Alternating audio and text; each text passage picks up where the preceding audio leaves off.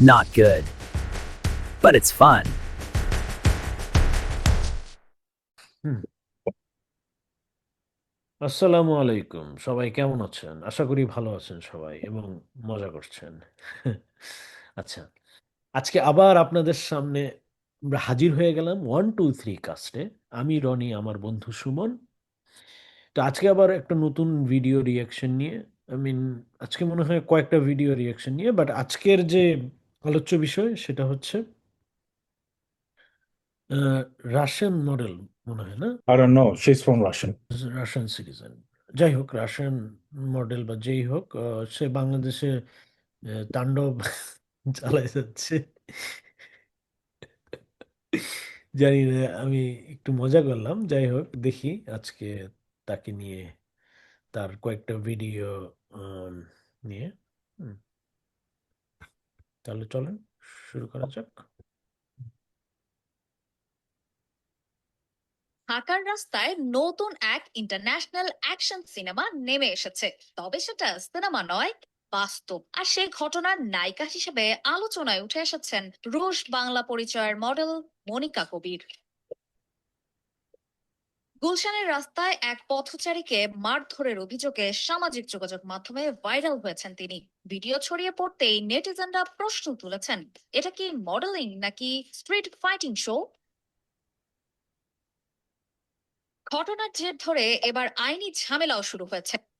একটা জিনিস খেয়াল করছিস যে মারার পরে এখানে একটা মানে বিজয় উল্লাস, এটা কেন? এটা কি পাবলিসিটি স্টান্টের একটা পার্ট? Most probably. ঘটনার জের ধরে এবার আইনি ঝামেলাও শুরু হয়েছে। 11 মার্চ সুপ্রিম কোর্টের আইনজীবী জান্নাতুল ফেরদৌস ডাকযোগে মনিকা কবিরকে লিগ্যাল নোটিশ পাঠিয়েছেন। নোটিশে তাকে প্রকাশ্যে ক্ষমা চাইতে বলা হয়েছে, পাশাপাশি ওই বিতর্কিত কন্টেন্ট ফেসবুক থেকে সরিয়ে ফেলতেও নির্দেশ দেওয়া হয়েছে। শুধু তাই নয়, নোটিশে আরো জানতে চাওয়া হয়েছে বাংলাদেশে তার অবস্থান কি পুরোপুরি বৈধ, আছে কি ঠিকঠাক ভিসা ও ওয়ার্ক পারমিট। ভিডিওটি ছড়িয়ে পড়ার পর থেকে নেটিজেনদের মধ্যে তুমুল আলোচনা চলছে। রাশিয়া থেকে এসে ঢাকার রাস্তায় এমন নাটক কেন? অনেকেই বলছেন, বাংলাদেশে এসে যদি এমন আচরণ হয় তাহলে তাকে দেশে থাকার সুযোগ দেয়া উচিত নয়। কেউ আবার লিখেছেন, ফটোশুট না করে যদি রোড শুট হয় তাহলে ভাইরাল তো হবেই। নোটিশে বলা হয়েছে, 7 দিনের মধ্যে ব্যবস্থা না নিলে তার বিরুদ্ধে ঢাকা মেট্রোপলিটন অধ্যাদেশ 1976, সাইবার সুরক্ষা অধ্যাদেশ 2025 ও বাংলাদেশ দণ্ডবিধির 1860 ধারা অনুযায়ী আইনি পদক্ষেপ নেওয়া হতে পারে। এখন দেখার বিষয়, লিগ্যাল নোটিশের জবাবে কি বলেন এই আলোচিত মডেল। কারণ সোশ্যাল মিডিয়ার ভাইরাল খ্যাতি আর আইনের করা নোটিশ, দুটোর স্বাদ কিন্তু এক নয়।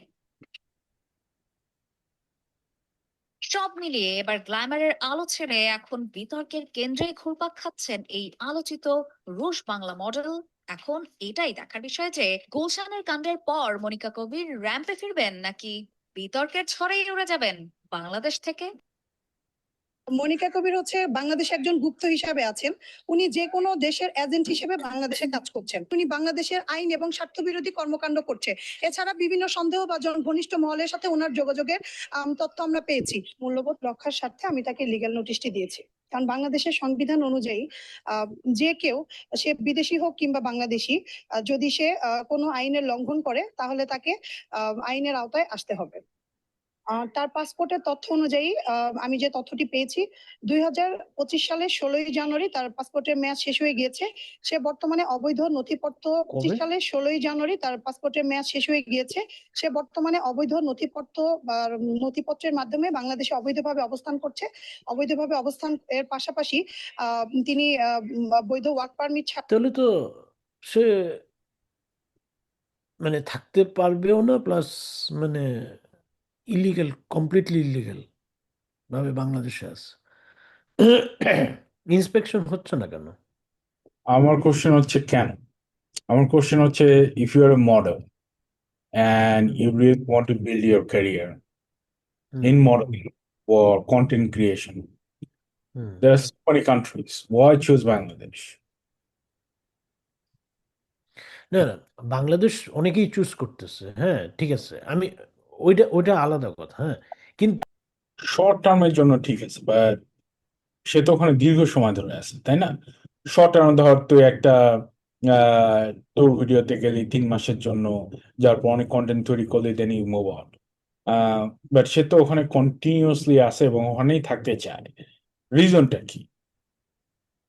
সে তো মালয়েশিয়া যেতে পারতো, ইন্দোনেশিয়া যাইতে পারতো, আম, অন্য কান্ট্রি দুবাইতে যাইতে পারতো। ওইসব কান্ট্রিতে কন্টেন্ট তৈরি করলে তার চ্যানেলও খুব ফাস্ট বাড়তো আমার কাছে মনে হয়। না, না, অবশ্যই বাড়তো। আমি আমি ওইটা বলতে আমি আমি আমি না ওই দিকে না গিয়ে আমি বলতে চাচ্ছি যে সে এত মানে সে তার যে পাসপোর্ট, হ্যাঁ পাসপোর্টটা যে যেটা যেই দেশেরই ইয়া হোক, যে পাসপোর্ট যে এক্সপায়ার্ড, হ্যাঁ এই পাসপোর্ট এক্সপায়ার্ড হওয়ার পরেও সে আসে কেমনে বাংলাদেশ, থাকে কেমনে?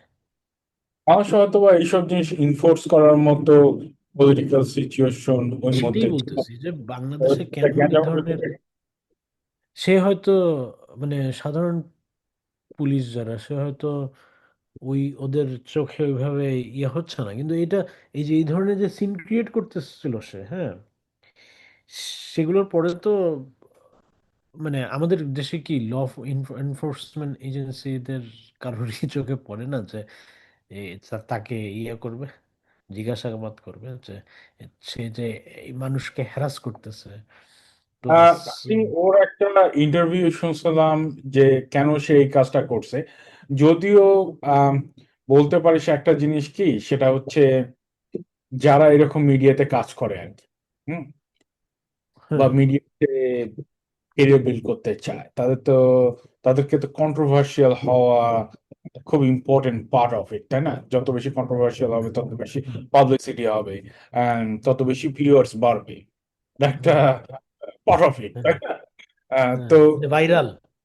ভাইরাল ভাইরাল হতে হলে তাকে কন্ট্রোভার্সি করতে হবে। তো সে ওই মেয়েটার একটা ইন্টারভিউ আমি দেখছি। আহ, আমি জানি না কোথায় ভিডিওটা আছে, it's very hard to find this video. ও বলতেছিল যে ওই লোকটা, সে যখন ওখানে ভিডিও বানাচ্ছে তখন ওই লোকটা তাকে ইনঅ্যাপ্রোপ্রিয়েটলি টাচ করছে। হ্যাঁ, যাই হোক কিভাবে টাচ করছে, হাত ঢুকে দিছে অথবা সামথিং লাইক দিস। তো এতে সে খুব অফেন্ডেড ফিল করছে, এই জন্য সে অ্যাগ্রেসিভ হয়েছে, ভায়োলেন্ট হয়ে গেছে। হ্যাঁ, তো তারপরে এখন আহ, ওইখানে ভিডিওটা ভাইরাল হচ্ছে, সেই ভিডিওটা আবার ইয়ে করছে, আপলোডও করছে, আপলোড করার পর এটা ভাইরাল হয়েছে, ভাইরাল হয়ে যাওয়ার পর হয়তো লয়ারদের চোখে পড়ছে, তারা আবার অ্যাকশন নিছে। তো আমার কাছে মনে হয় এখানে হয়তো বা আম, ওইরকম একটা মেয়ে বাংলাদেশে একটু খোলামেলা ড্রেস পরে হাঁটাহাঁটি করতেছে। বাংলাদেশে অনেক অনেক মানুষ আছে যাদের কাছে জিনিসটা totally new. Bangladesh is least visited country in the whole planet. হ্যাঁ, তো এখানে যদি একটা মেয়ে লুকস গুড, ইউনো, রাস্তা দিয়ে হেঁটে যায়, তাহলে কিছু কিছু মানুষ উত্তেজিত হয়ে যেতেই পারে। ঠিক আছে? তো ওর এই জিনিসটা বোঝা উচিত ছিল। উত্তেজিত, হ্যাঁ, There is a মানে huge, যদিও জিনিসটা জাস্টিফাইড না, হ্যাঁ, উত্তেজিত হয়ে গেলে জিনিসটা কিন্তু জাস্টিফাইড না, যাই হোক। জিনিসটা তো অবশ্যই জাস্টিফাইড না। আম, হুম তো ওই ক্ষেত্রে ওর যে রিয়াকশনটা হয়তো বা right, বাট ওইরকম কিছু না হয়ে ও যদি শুধুমাত্র ওই লোকটাকে অ্যাটাক করে থাকে শুধুমাত্র ভিউ বাড়ানোর জন্য অথবা কন্ট্রোভার্সি তৈরি করার জন্য, তাহলে হুইচ ইজ রং। সেক্ষেত্রে তার টোটাল ইনভেস্টিগেশন হওয়া উচিত, হওয়ার পর প্রপার অনেস্ট ইনভেস্টিগেশন হওয়ার পর অ্যাকশন নেওয়া উচিত। আর সে যদি ইলিগাল ভাবে বাংলাদেশে থাকে, তাহলে তো বাংলাদেশের ইমিগ্রেশন ওদেরকে অ্যাটলিস্ট কিছু করা উচিত, তাই না? হ্যাঁ সারাদিন বসে। অবশ্যই সেটাই তো ইমিগ্রেশনের উচিত, বাংলাদেশের ইমিগ্রেশনের উচিত ওটাকে হুম, চেক করে ইনভেস্টিগেট করে ওকে ডিপোর্ট করে দেওয়া। হুম, যদি এখন দেখা যায় যে মানে সে, যে ডিপোর্ট করে দেওয়ার আগে যদি বাংলাদেশে কোনো সে ক্রাইম করে থাকে, সেই হুম, ক্রাইমের ইয়ে হবে, হুম, আহ, তার বিচার হবে, শাস্তি পাবে, শাস্তি পাইলে পরে ডিপোর্ট কিন্তু করে দেবে। দেখতে হবে সে আসলে কোনো ক্রাইম করছে কিনা, তাই না? ওয়ান সেটাই সাইডেড তো ভিউ বলতেছি, যদি করে করে থাকে, যদি করে। করে থাকে, যদি এটা তো করে থাকে। ইনভেস্টিগেট করবে হচ্ছে যারা হচ্ছে ল এনফোর্সমেন্টের সাথে জড়িত তারা। এক্স্যাক্টলি, আমরা তো বলতে পারি না, ঠিক না? হ্যাঁ। হুম। আসলে controversy is not unusual for this type of people, right? They need this. Controversy is part of their game plan. তিনি বিভিন্ন বাণিজ্যিক কার্যক্রমে অংশগ্রহণ করছে, এর পাশাপাশি তিনি বিভিন্ন অশ্লীল কন্টেন্ট তৈরি করে সামাজিক যোগাযোগ মাধ্যমে প্রচার করছে। প্রথমত বাংলাদেশে থাকার জন্য কিন্তু ফার্স্ট হচ্ছে আপনার বৈধ কাগজপত্র লাগবে, এর পাশাপাশি আপনার ওয়ার্ক পারমিট নিতে হবে। বাংলাদেশ ইনভেস্ট ডেভেলপমেন্ট অনুযায়ী আপনার হচ্ছে ফার্স্ট আপনার বাংলাদেশে বৈধভাবে কাজ করার জন্য ওয়ার্ক পারমিট নিতে হবে। প্রথমত তার বাংলাদেশে কাজ করার জন্য কোনো বৈধ ওয়ার্ক পারমিট নেই। এছাড়া আপনার হচ্ছে বিডা থেকেও কিন্তু আপনার অ্যাপ্লিকেশন করে কন্টেন্ট ক্রিয়েট করার জন্য কি ওয়ার্ক পারমিটের দরকার আছে? যা বাংলাদেশের অনেক একটা কন্টেন্ট গ্রে জোন না, ওটা একটা হ্যাঁ, গ্রে জোন। বাংলাদেশে অনেক কন্টেন্ট ক্রিয়েটর আছে যারা বিভিন্ন দেশে যাচ্ছে, হ্যাঁ, যে কন্টেন্ট তৈরি করতেছে, তারা কি ওয়ার্ক পারমিট নিয়ে কন্টেন্ট তৈরি করতেছে? কারণ তুই তো মোবাইলে কন্টেন্ট তৈরি করতেছিস, you are making videos, okay, and তুই আপলোড করতেছিস। If you are getting revenue from that country, that's a different story. হ্যাঁ, তো রেভিনিউ ওই কান্ট্রি থেকে নিচ্ছিস না, তুই রেভিনিউ নিচ্ছিস রেভিনিউটা আসতেছে হচ্ছে গুগল বা ফেসবুক ওদের থেকে। হ্যাঁ, ভেতর থেকে। তো এখানে ওয়ার্ক পারমিটের কি আছে, আমি এই জিনিসটা বুঝলাম না। যে যারা বিভিন্ন কন্টেন্ট ক্রিয়েটর আছে, তারা তো বিভিন্ন দেশে যে অনেক ভিডিও বানাচ্ছে, হ্যাঁ, এই জন্য কি তাদেরকে পারমিশন নিতে হয়? It's not a movie shooting. সেটাই। এক্স্যাক্টলি। বা কোনো ধরনের প্রমোশনাল কাজ আপনি করতে পারবেন না। আমার জানা মতে তার এই ধরনের কোনো বা ওয়ার্ক পারমিট কোনো ই নেই। মনিকা কবির হচ্ছে বাংলাদেশে একজন গুপ্ত হিসাবে আছেন, উনি যে কোনো দেশের এজেন্ট হিসেবে গুপ্ত না, গুপ্তচর, এই জিনিসটাও ওনাকে বলে দিতে হবে। আচ্ছা, যাই হোক। বাংলাদেশে কাজ করছেন, যার কারণে উনি বিভিন্ন সামাজিক মাধ্যমে অর্থাৎ সোশ্যাল মিডিয়া ব্যবহার করে উনি বাংলাদেশকে নিয়ে বিভিন্ন ধরনের উস্কানিমূলক এবং এর পাশাপাশি বিভিন্ন অশালীন মন্তব্য করে আসছেন। এগুলো কিন্তু বাংলাদেশের আইন এবং বাংলাদেশের স্বার্থ বিরোধী। এছাড়াও আমার কাছে আরো অনেক তথ্য আছে যে কিন্তু মানে কি কি ওই ইয়েটা সামনে আসুক যে কি করছে সে বাংলাদেশ বিরোধী। আমি জানি যে সোশ্যাল যেসব ইয়ে করতেছে সেগুলো অবশ্যই সমাজ বিরোধী, পরিবেশ বিরোধী। যে মেট্রো রেলে হয়তো বা, যেমন ধর কিছু কিছু জিনিস সে, আমি কয়েকটা ভিডিও দেখছি। একটা ভিডিওতে দেখলাম যে সে ড্রেস চেঞ্জ করতেছে, but she was not naked, right? না না, নেকেড না, কিন্তু মানে আহ, ওইটা না। মানে আমি একটা ভিডিও দেখছি, সেখানে সে মেট্রো রেলের মধ্যে মানে ওই যে যে সিট, হ্যাঁ, ওই সিটের মধ্যে সে শুয়ে পড়তেছে। হ্যাঁ, তারপর আরো কি কি জানি করতেছে। হ্যাঁ, তো যে জিনিসটা আসলে ইয়ে না আর কি, যে মানে তুমি একটা পাবলিক ট্রান্সপোর্টেশনের মধ্যে আসো। হ্যাঁ, so you should not be doing such activities. inappropriate behavior in public transport. হ্যাঁ, হুম, Inappropriate behavior in public transport দিয়ে তাকে ফাইন দেওয়া উচিত। এটাই এটাই ওকে, হুম। তাই না? অথবা এটাও বলা উচিত যে আচ্ছা ঠিক আছে, পাবলিক ট্রান্সপোর্টে কন্টেন্ট ক্রিয়েট করা যাবে না, দ্যাটস ফর এভরিওয়ান। হ্যাঁ, না না, কন্টেন্ট ক্রিয়েট করা যাবে না, এটা আসলে ইয়ে হয়ে যায় যে মানে মানে অনেকেই তো কন্টেন্ট ক্রিয়েট করবে, হ্যাঁ, করেই, এবং করুক, সমস্যা কি? হ্যাঁ, না, ওইটা করলে পরে ব্যাপারটাকে আরো বেশি সাপ্রেস করে ফেলা হচ্ছে, যে ব্যাপারটা আর কি উন্মুক্ত থাকতেছে না। হ্যাঁ, করুক, কিন্তু একটা মানে মানুষের যে পাবলিক ট্রান্সপোর্ট, সেখানে মানুষের এক্সপিরিয়েন্সকে তুই জেপোর্টাইজ করে মানুষের পাব মানে পার্সোনাল স্পেসকে তুই ইনভেট করে যদি তুই শুয়ে পড়তে পারিস, ধর যে 3-4 জন মানুষের আহ, বসার জায়গায় তুই শুয়ে পড়তেছিস, হ্যাঁ, সেই জিনিসটা তো পাবলিকের স্পেসটাকে তুই ইনভেট করতেছিস। হ্যাঁ, ওটা তো পাবলিক ট্রান্সপোর্টেশন। এটাই তো বললাম যে ওখানে বিহেভিয়ারের জন্য তাকে ফাইন দেওয়া উচিত। হ্যাঁ, হ্যাঁ, ওটাই বলতেছি যে কন্টেন্ট ক্রিয়েশন ঠিক আছে, কিন্তু তুই পাবলিকের স্পেসটাকে তো তুই ইনভেট করতে পারবি না, ঠিক আছে? কিছু মহলের সাথে ওনার ঘনিষ্ঠভাবে যোগাযোগ বা যাতায়াত আছে, যেটি বাংলাদেশের জননিরাপত্তার জন্য খুবই উদ্বেগের বিষয়। বাংলাদেশ জননীয় যাদের সাথে যোগাযোগ আছে, কাদের সাথে যোগাযোগ আছে সেটা তো বের করতে হবে, ঠিক না? হুম এটা একটা গুরুত্বপূর্ণ কথা, এটা আমাদেরকে জানতে হবে। উনি যে লোকটাকে আপনার হচ্ছে মেরেছে, আপনারা ওই ভিডিওটাতে লক্ষ্য করলে দেখবেন যে লোকটি জানেও না, জাস্ট লোকটির ব্যাগের টাচ হয়তো তার শরীরে লেগেছে। তো উনি যখন একটা পাবলিক প্লেসে যে এই ধরনের কাজ করছে, অশালীন আপনার হচ্ছে ভিডিও কন্টেন্ট তৈরি করছে, ড্রেস চেঞ্জ করছে, এর পাশাপাশি আমাদের যে পাবলিক ট্রান্সপোর্ট মেট্রো রেল, ওখানে গিয়েও দেখা যাচ্ছে যে উনি একজন অপরিচিত পুরুষ মানুষের পায়ের মধ্যে সে শুয়ে পড়ছে ব্ল্যাঙ্কেট গায়ে দিয়ে। এছাড়াও সে হ্যাঁ, এই যে যেটা বললাম, এক্স্যাক্টলি। ধরনের মানে অশালীন অঙ্গভঙ্গি মেট্রো রেলে করছে, এগুলো কিন্তু এক ধরনের পাবলিক নুইসেন্স তৈরি করছে। উনি উনি বাংলাদেশের জনগণকে উনি হ্যারাসমেন্ট করছে, বাংলাদেশের জনগণের যে নিরাপত্তা, বাংলাদেশের জনগণের উনি বিরক্তির কারণ হয়ে দাঁড়াচ্ছে। ভায়োলেশন করে তারা একজন অবৈধ বিদেশি নাগরিককে তারা হচ্ছে বিডা থেকে বা বাংলাদেশ আপনার ইনভেস্ট ডেভেলপমেন্ট থেকে কোনো প্রকারের ওয়ার্ক পারমিট না নিয়ে তাকে দিয়ে কিন্তু বিভিন্ন ব্র্যান্ড প্রমোশনের কাজ করিয়েছে। এর পাশাপাশি এই ব্র্যান্ড প্রমোশনের কাজ করার পাশাপাশি ওনারা কিন্তু সরকারকে কোনো ধরনের ট্যাক্স বা ভ্যাট দেয়নি।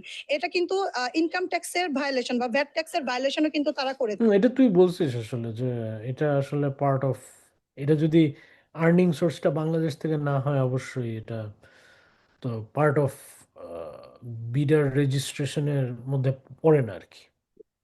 আর মনিকা কবির যিনি আছেন উনিও কিন্তু গভর্নমেন্টকে কোনো ট্যাক্স বা ভ্যাট দেয়নি।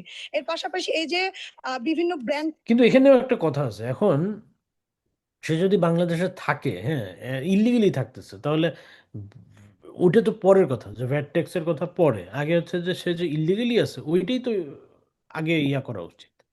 তারপরে হচ্ছে যে সে যে আর্ন করতেছে বাংলাদেশে, হ্যাঁ, হুম, এতদিন ধরে লম্বা সময় ধরে আছে বাংলাদেশে, এই হুম। জিনিসটা আসলে মানে প্রথম জিনিসটাই হচ্ছে ইলিগাল, তারপরে হচ্ছে তোর আর্ন করতেছে হচ্ছে বাংলাদেশ থেকে, মানে বাংলাদেশ থেকে মানে বাংলাদেশে বসে, তো হুম। বাংলাদেশে বসে আর্ন করার পরে জিনিসটা আসলে কিভাবে ইয়ে করবে, সেই জিনিসটাই তো সে প্রথম যদি কন্ডিশন দিয়েই জাস্টিফাইড না।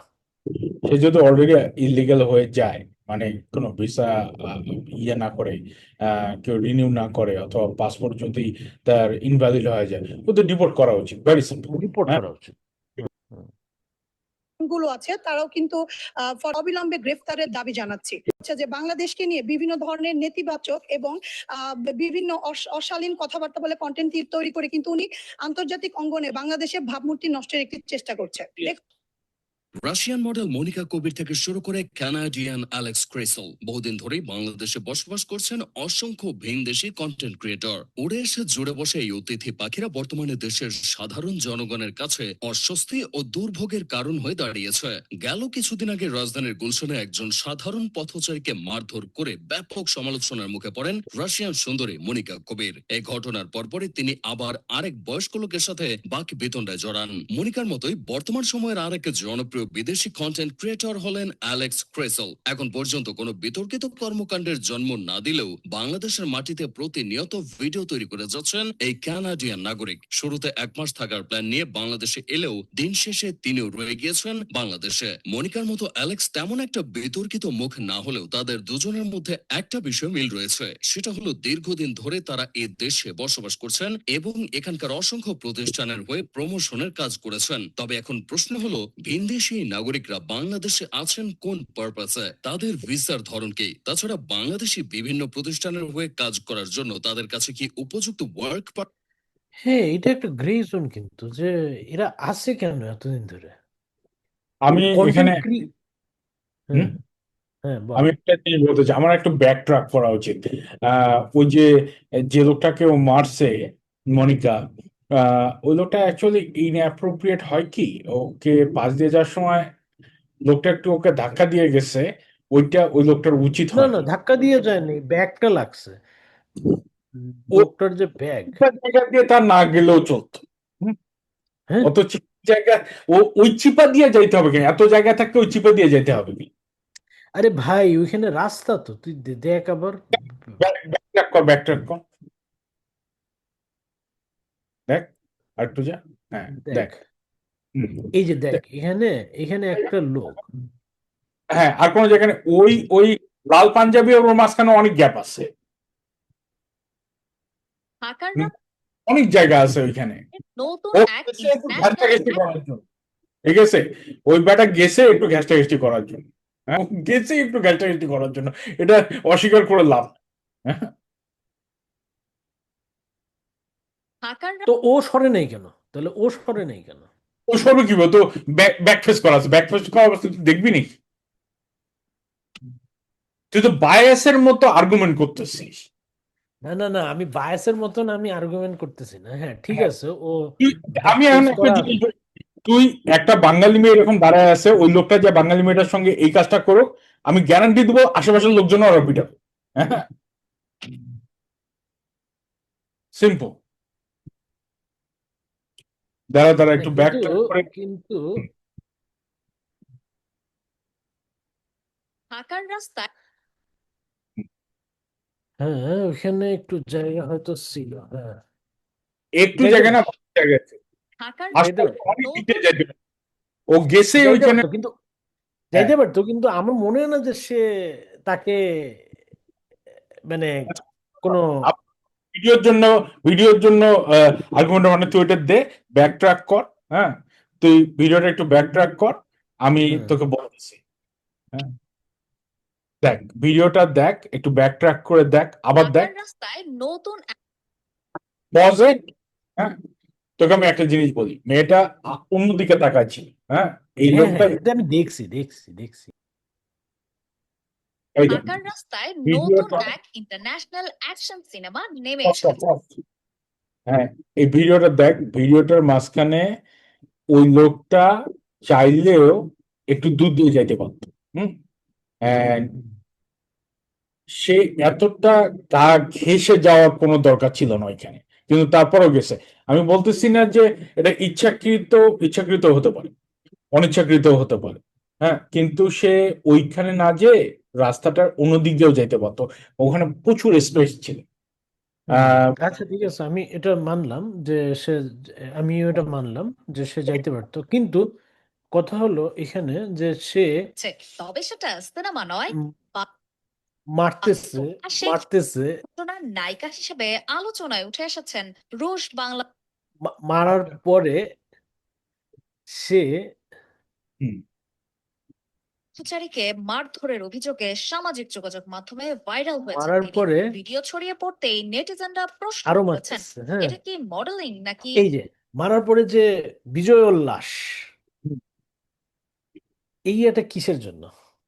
এটা হয়তো বা সে ওই মুহূর্তে চিন্তা করছে, I get a very good content, something like this. Okay, I got very good what? I got a very good content. Oh, okay, that's what I wanted to hear. আর তুই কিন্তু অ্যাকচুয়ালি আবারও যে কাজটা করছে সেটা হচ্ছে অ্যাকচুয়াল আর্গুমেন্ট থেকে দূরে সরে যায়, অন্য জায়গাটাকে হাইলাইট করছে। আমি বুঝতে হ্যাঁ পারতেছি সেন্টিমেন্ট অনুযায়ী যে তাকে এখন নেগেটিভ সিচুয়েশনে দেখতে হবে, বাট ওই মেয়েটা ওখানে না থেকে যদি একটা বাংলাদেশি মেয়ে থাকতো। হ্যাঁ, আমি মানি, আমি এখানে কাউকেই বলতেছি না যে হ্যাঁ, ওই লোকটার দোষ ছিল না, বা ওই লোকটা এড়াই যেতে পারতো, হুম। এরকম আমি কিছুই বলি নাই। কিন্তু ওইখানে যদি অন্য কোনো লোক যাইতো, হ্যাঁ, কোনো একটা কারণে, হ্যাঁ, তাহলে একই ঘটনা ঘটতে পারতো না? আমার মনে কিন্তু হয় তুই কথাটাকে সবসময় ঘুরাচ্ছিস। Please try to understand one thing, your system. Okay, মনে কর তোর বোন ওখানে আমি তো দাঁড়ায় আছে, বললাম যে হ্যাঁ এটা তো হয়, বাংলাদেশে এটা হয়। বাংলাদেশে এটা হয়, এটা খুব স্বাভাবিক ব্যাপার। তোকে আমি খুব সিম্পল একটা কথা বলি, এটা হয়। যে কথাটাতে তুই আমাকে বারবার বাধা দিচ্ছিস, you are not letting me finish my okay argument. Okay, তোর বল বোন বল। ওখানে দাঁড়ায় আছে, একটা লোক পাশ দিয়ে যাচ্ছে, তুই ওখানে দাঁড়ায় আছিস, তুই কি করবি? না তুই বলবি আমিও যে সেম কাজ করব, কিন্তু সেম কাজ করার পরে আমি কখনোই বলবো না যে ও I have won the war, কখনোই এটা বলবো না। Story, that's a different story. ওই পার্টটা আমরা পরে আসি, কারণ ওই পার্টটা ইজ টোটালি ডিফারেন্ট। বাট আমি ও ওটা যে তো বলছি, আমি ওটাতে এগ্রি করতেছি, আমি হ্যাঁ, ওটা এগ্রি করলাম যে ওই লোকটারও দোষ ছিল। ওই মেয়েটা ওখানে যা দাঁড়ায় ছিল, মেয়েটা পিছন ফিরে তাকাইতে পারা নাই, ওইটা হয়েছে, ঘটনা ঘটছে, মারতে মারতে মারতে গেছে, হুম, জাস্টিফাইড, ওকে। হুম। তারপর না, আমার কথা হচ্ছে ওই মোমেন্টে ওই লোকটা অনেক দূর দিয়ে যাইতে পারতো, এবং ওর রিয়াকশন হয়তো বা ও মনে করছে সে কিছু একটা করার চেষ্টা করতেছে, যার কারণে ওর রিয়াকশনটা মারার রিয়াকশনটা হয়তো বা জাস্টিফাই।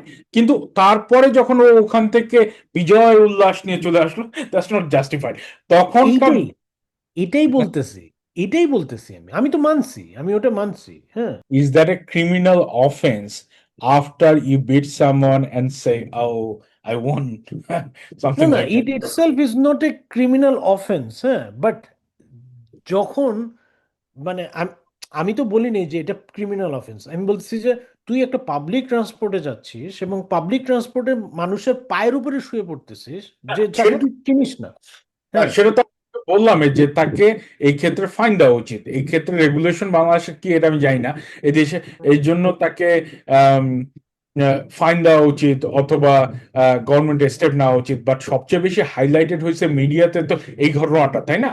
এই ঘটনাটা এক্সট্রিমলি হাইলাইটেড হয়েছে। একদল বলতেছে যে সে ইচ্ছা করে ওই লোকটাকে পিটাইছে, আরেক দল বলতেছে যে না, আহ, ও ও ও ও অফেন্ডেড ফিল করছে অথবা ওকে হ্যারাস করছে, এই জন্য সে পিটাইতেছে। ভিডিওটা দেখার পর আমার যেটা মনে হলো সেটা হচ্ছে ওই লোকটা ইচ্ছা করলে অনেক দূর দিয়ে যাইতে পারতেছিল, যে পারতো, বাট সে দূর দিয়ে না যে ও একটু বেশি ক্লোজলি ওকে চেক আউট করার জন্য কিন্তু পাশ এখানে, দিয়ে। হ্যাঁ, এটা কথাটা ঠিক আছে, কিন্তু এখানে সে অত দূরে গিয়ে না পিটাইলেও পারতো। প্রথম ব্লো যেটা সেটাই ঠিক ছিল, ওটা একটু এক্সাজুরেটেড হয়ে গেছে। হতে পারে। এখন আমার কথা হচ্ছে আহ, তোর বোন যদি ওখানে থাকতো, তুই যদি ওখানে থাকতি, সেম লোকই সেম কাজ করতো, আমার মনে হয় তোর রিয়াকশন ওর চাইতে বেশি হতো। এত দূরে গিয়ে আমি মারতাম না, ওইখানেই আমি হয়তো ইয়া করতাম, কিন্তু এত দূরে গিয়ে আমি ইয়া করতাম না, ঠিক আছে। হতে পারে, মানে ওটা different একটু মানুষ। এক্সাজুরেটেড, এটা মানতে হবে, হ্যাঁ। ও যখন মারামারি শুরু করছে তখন হয়তো ও বুঝতে পারছে this is a good content, I continue. হ্যাঁ, এটাই তো হচ্ছে মেইন কথা, ঠিক আছে। এক হাতে তালি বাজে না বন্ধু, এক হাতে তালি বাজে না, ঠিক আছে। না, সেটা তো ওকে, আমি বলতে, হ্যাঁ, তাই না? ঠিক আছে। এখন কথা হলো যে আমরা এটাতে ফিরে আসি। হুম। রাশিয়ান মডেল মনিকা কবির থেকে শুরু করে কানাডিয়ান অ্যালেক্স ক্রেসল বহুদিন ধরেই বাংলাদেশে বসবাস করছেন অসংখ্য ভিনদেশি কন্টেন্ট ক্রিয়েটর। উড়ে এসে জুড়ে বসে এই অতিথি পাখিরা বর্তমানে দেশের সাধারণ জনগণের কাছে অস্বস্তি ও দুর্ভোগের কারণ হয়ে দাঁড়িয়েছে। গেল কিছুদিন আগে রাজধানীর গুলশানে একজন সাধারণ পথচারীকে মারধর করে ব্যাপক সমালোচনার মুখে পড়েন রাশিয়ান সুন্দরী মনিকা কবির। এই ঘটনার পরপরই তিনি আবার আরেক বয়স্ক লোকের সাথে বাক বিতণ্ডায় জড়ান। মনিকার মতোই বর্তমান সময়ের আরেক জনপ্রিয় বিদেশি কন্টেন্ট ক্রিয়েটর হলেন অ্যালেক্স ক্রেসল। এখন পর্যন্ত কোনো বিতর্কিত কর্মকাণ্ডের জন্ম না দিলেও বাংলাদেশের মাটিতে প্রতিনিয়ত ভিডিও তৈরি করে যাচ্ছেন এই কানাডিয়ান নাগরিক। শুরুতে 1 মাস থাকার প্ল্যান নিয়ে বাংলাদেশে এলেও দিন শেষে তিনিও রয়ে গিয়েছেন বাংলাদেশে। মনিকার মতো অ্যালেক্স তেমন একটা বিতর্কিত মুখ না হলেও তাদের দুজনের মধ্যে একটা বিষয় মিল রয়েছে, সেটা হলো দীর্ঘদিন ধরে তারা এ দেশে বসবাস করছেন এবং এখানকার অসংখ্য প্রতিষ্ঠানের হয়ে প্রমোশনের কাজ করেছেন। তবে এখন প্রশ্ন হলো, ভিনদেশী নাগরিকরা বাংলাদেশে আছেন কোন পারপাসে, তাদের ভিসার ধরন কি, তাছাড়া বাংলাদেশের বিভিন্ন প্রতিষ্ঠানের হয়ে কাজ করার জন্য তাদের কাছে কি উপযুক্ত ওয়ার্ক পারমিট রয়েছে। শুরুতে মনিকা কবিরের প্রসঙ্গে আসা যাক। বিভিন্ন আনঅফিসিয়াল সূত্র মতে জানা যায় যে তিনি বর্তমান নো ভিসা রিকোয়ার্ড বা এনভিআর ক্যাটাগরিতে বাংলাদেশে বসবাস করছেন। তবে এই ক্যাটাগরিতে বাংলাদেশ সরকার বিদেশি নাগরিকদের এদেশে বসবাসের অনুমতি দিলেও কোনো প্রকার বেতনভুক্ত কাজ বা প্রফেশনাল মডেলিং করার আইনি অধিকার দেয়নি। অর্থাৎ মনিকা কবিরের কোনো বৈধ ওয়ার্ক পারমিট নেই। এরপরও তিনি আনজারা ও দারাজের মতো বড় বড় ব্র্যান্ডের মডেল হিসেবে কাজ করেছেন। এইখানেই তো আসল কথা, দারাজের হয়ে কাজ করছে। দারাজ কোথায়? দারাজ রেজিস্টার্ড বাংলাদেশের একটা company, right? I have no idea, আমি এই প্রথম হ্যাঁ, দারাজে। দারাজে তো এখন সে দারাজের হয়ে কাজ করছে, তাহলে দারাজের মডেল হয়ে কাজ করছে, তাহলে দারাজটা কি? একটা কোম্পানি বাংলাদেশে। ওটার জেলটাই হচ্ছে এটা, যে সে এতক্ষণ ধরে আমরা যেটা চিন্তা করতেছিলাম যে সে কন্টেন্ট ক্রিয়েট করতো তার পার্সোনাল ইয়াতে, যে ইউটিউব ফেসবুকের জন্য, রাইট? কিন্তু এখানে এসে আমরা দেখতে পারতেছি সে হচ্ছে মডেলিং করছে হচ্ছে বাংলাদেশে।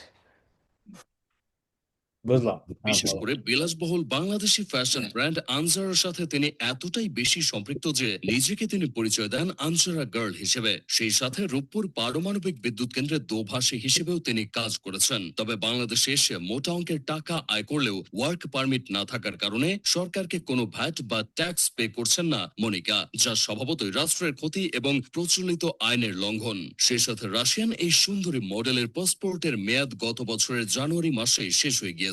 এরপর যদি তিনি পাসপোর্ট নবায়ন করিয়ে না থাকেন, সেক্ষেত্রে ধরে নিতে হবে যে বর্তমানে তিনি অবৈধভাবে বাংলাদেশে বসবাস করছেন। তবে সম্প্রতি মনিকার বিভিন্ন বিতর্কিত ইস্যু সামনে আসার পর তার বাংলাদেশে অবস্থান সংক্রান্ত তথ্য, বৈধ ভিসা ও ওয়ার্ক পারমিট রয়েছে কিনা তা জানতে চেয়ে তাকে লিগ্যাল নোটিশ পাঠিয়েছে। একটা কথা আমি জানতে চাই যে বাংলাদেশে তোর নো ভিসা রিকোয়ার্ড, হ্যাঁ, এইসব কান্ট্রি যেগুলো আছে, কেন কেন দিতেছে যে নো ভিসা রিকোয়ার্ড? আমি তো এটার যত কারণটা নো ভিসা রিকোয়ার্ড ফর, তুই যদি বাংলাদেশে জন্মগ্রহণ করিস, তাহলে তুই যদি ফরেন সিটিজেন হোস, অথবা তোর বাবা মা যদি বাংলাদেশের সিটিজেন হয়, তাহলে তুই নো ভিসা রিকোয়ার্ড 10 বছরের জন্য ভিসা লাগাতে পারবি। 10 বছরের জন্য? হুম, 10 কিন্তু বছরই তো। তার তার বাবা তো ইন্ডিয়ান, আমি যতদূর জানি। মা হচ্ছে রাশিয়ান। কোনো কোনো ক্যাটাগরি থাকতে পারে, এই ক্যাটাগরিতে আমি জানি না কেন ওকে দিচ্ছে। সুপ্রিম কোর্টের এক মহিলা আইনজীবী, সেই সাথে বিতর্কিত কন্টেন্টের কারণে তাকে প্রকাশ্যে ক্ষমা চাইতে বলা হয় সেই নোটিশে। আর এই নোটিশ পাওয়ার পরপরই কান্নায় ভেঙে পড়েন আলোচিত এই রুশ তরুণী। এমনকি বাংলাদেশ ছেড়ে নিজ দেশে ফিরে যাওয়ার ঘোষণাও দেন তিনি। মনিকার মতো অ্যালেক্স ক্রেসলও এদেশের বিভিন্ন প্রতিষ্ঠান হতে মোটা অঙ্কের টাকা কামাচ্ছেন, তবে তারও কোনো বৈধ ওয়ার্ক পারমিট আছে কি না সে ব্যাপারে খোঁজ নেওয়ারও যেন কেউ নেই। ঔপনিবেশিক আমলে ইংরেজরা যেভাবে এদেশের সম্পদ লুটে পুটে নিয়ে যেত, একইভাবে ভিনদেশি কন্টেন্ট ক্রিয়েটররাও বর্তমানে চুপিসারে এদেশের পকেট কাটছে। তাই এখনই প্রশাসনিকভাবে এই ব্যাপারে কোনো উপযুক্ত পদক্ষেপ গ্রহণ করা না হলে ভবিষ্যতে এই দেশ আরো বেশি কর ও ভ্যাট হতে বঞ্চিত হবে। তো বল। আসলে আমরা যে রিসার্চটা করলাম আপনাদের সামনে দেখলেন, আমরা আগে এই ভিডিওগুলো দেখিনি, এখন ভিডিওগুলো দেখার পর মানে ভিডিওগুলো দেখে দেখে তো আমাদের কমেন্টগুলো হয়তো আমাদের কিছু সময় ব্যাক ট্র্যাক করা লাগছে। আমাদের বুঝতে ভুল হয়েছে, কারণ একটা ভিডিও দেখে অবশ্য বোঝা যায় না যে অ্যাকচুয়ালি কি হয়েছে। স্পেশালি যখন তাকে ধাক্কা মারা হলো, তখন তার রিয়াকশন থেকে শুরু করে সে যে ভ্যাট দিচ্ছিল না অথবা ট্যাক্স দিচ্ছিল না, তার রিজনটা বোঝা গেল। আরো সবচেয়ে জিনিস যেটা বোঝা গেল, সে হচ্ছে কাইন্ড অফ অবৈধভাবে যদি বাংলাদেশে থাকে। লয়ের কথা অনুযায়ী আমরা যেটা বুঝলাম যে সে কাইন্ড অফ অবৈধভাবে বাংলাদেশে আছে। যদি অবৈধভাবে বাংলাদেশে থাকে, তাহলে তাকে ডিপোর্ট করে দেওয়া উচিত। এক। ডিপোর্ট করার আগে আর কি, যদি সে বাংলাদেশে যেমন ভ্যাট ট্যাক্স দেয় নাই, কাজ করছে, ওটার যদি কোনো আইন থাকে, তাহলে ওই আইনের ইয়েতে এগেনস্টে যদি কোনো মানে যেই শাস্তি আর কি, ওই শাস্তি আর কি দিয়ে তারপরে ডিপোর্ট করে দেওয়া, নাহলে তো হুম, ডিপেন্ড করে এখন বাংলাদেশের অ্যাকচুয়াল রুলটা আমাদের রুল, হ্যাঁ। রুল থাকতে পারে। অ্যালেক্সের ব্যাপারে লাস্টে যে ভিডিওটা দেখলাম, দেখা যাচ্ছে যে আসলে এরা যে কাজটা করতেছে, হয়তোবা ওরা একটা গ্রে জোন পাইছে যে বাংলাদেশে যে কাজ করলে ব্র্যান্ডের হয়ে কাজ করা যায় এবং টাকা ইনকাম করা যায়, যেটা ট্যাক্স দিতে হয় না, এই জন্য হয়তোবা ওরা বাংলাদেশে যাচ্ছে। কিন্তু একটা একটা মানুষ যদি বাংলাদেশে যে নেগেটিভ ভিডিও না বানায়, পজিটিভ ভিডিও বানায়, সেটা বাংলাদেশের জন্য ভালো। কিন্তু তারা যদি আবার লিগ্যালিটি মেনটেন না করে শুধুমাত্র পজিটিভ ভিডিও বানায় এবং ব্র্যান্ডের কাজ করে এবং they are making a huge amount of money without paying and tax, then তাদের জন্য গভর্নমেন্ট থেকে ব্যবস্থা নেওয়া উচিত, এক্স্যাক্টলি। তাই না? এক্স্যাক্টলি। না, আমি ওটাই, আমি ওটাই বলতে চাচ্ছি যে এরা এতদিন ধরে বাংলাদেশে থাকে, হ্যাঁ, তাহলে এক হচ্ছে যে এরা মানে মানে এদের যে জনপ্রিয়তা বাড়তেছে, হ্যাঁ, বিভিন্ন কোম্পানির সাথে কাজ করে, মানে কি বলে, মডেল হিসেবে কাজ করে এরা প্রমোট করতেছে যে ব্র্যান্ডিং, তাহলে বাংলাদেশের ব্র্যান্ডকে প্রমোট করতেছে, বাংলাদেশের থেকে আর্ন করতেছে, রাইট? কন্টেন্ট ক্রিয়েট করতেছে, ওটা আলাদা কথা, কিন্তু বাংলাদেশের ব্র্যান্ডকে প্রমোট করা, সেটা হচ্ছে যে বাংলাদেশ থেকে ইনকাম করা, রাইট? তাহলে বাংলাদেশের গভর্নমেন্টকে ট্যাক্স দেওয়াটা একদম লজিক্যাল। লজিক্যাল মানে এটা হচ্ছে যে rule of law, part of rule of law, হ্যাঁ, কিন্তু এখানে তারা দিতেছে না, তাহলে এটা হচ্ছে পার্ট অফ, মানে তারা ভায়োলেটিং দ্য ল, কোনো রাইট? ধরনের ফ্রড করতেছে, তারা একটা গ্রে জোন পেয়ে ওই জিনিসটাকে ওরা ইউটিলাইজ করে তারা কাইন্ড অফ ফ্রড করতেছে। হ্যাঁ, আরেকটা কথা হচ্ছে যে এরা এতদিন ধরে বাংলাদেশে আসে কেন? জনপ্রিয়তা দোহাই দিয়ে তো আসলে লাভ নেই আমার। এখন লয়ার যেটা বলছে ওটার সাথে আমি আসলে কাইন্ড অফ একমত পোষণ করতেছি যে কোনো এজেন্ট হইতে পারে আসলে।